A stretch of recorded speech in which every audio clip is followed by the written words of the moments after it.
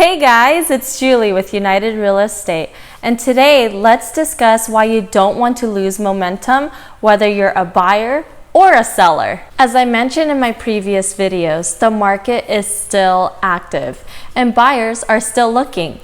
So what are some necessary precautions that us real estate agents are taking in order to keep you as our client and everyone else safe around us? Well, keep on watching on JTTV.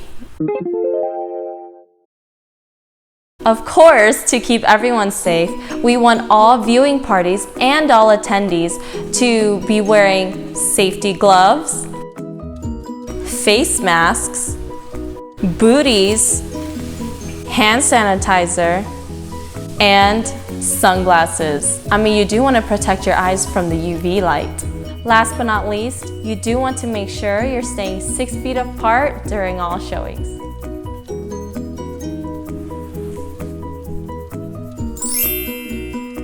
As a buyer, seller, or an agent, you of course want to disclose whether you've been exposed to COVID-19 or have any symptoms of any sickness.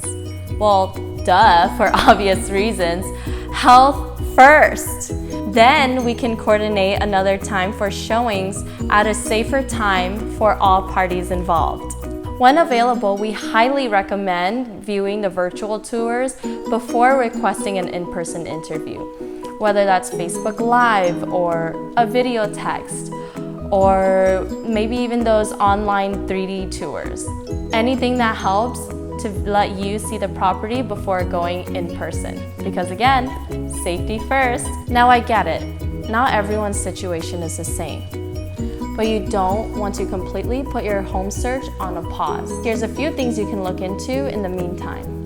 Now, if you have a home or you were thinking of selling and you're unable to purchase your next home now, one thing you may want to consider is speaking with your lender professional to see if refinancing is maybe a better option for you. Research, research, research. A big part of the home search process is to start eliminating the neighborhoods that you don't want to live in and start narrowing your search on the areas that you do want to live in. I mean, it might sound obvious, right? But it's a great reminder since you're the one who's going to be living there. At this point in time, you want to be able to identify your wants versus your needs. You don't want to hesitate too much because again, as the market is being active, you want to be able to stay within the market as well. Now remember, this is a marathon, not a sprint.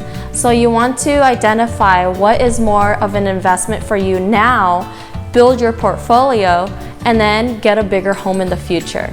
So within your price range, just think about, is it necessary to have a 3-bedroom or could you work with a 2-bedroom? After all this, you do want to have 2 things for sure.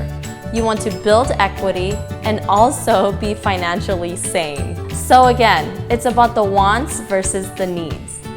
And I'm sure at this point, we're all pretty good with knowing what our essentials are, right?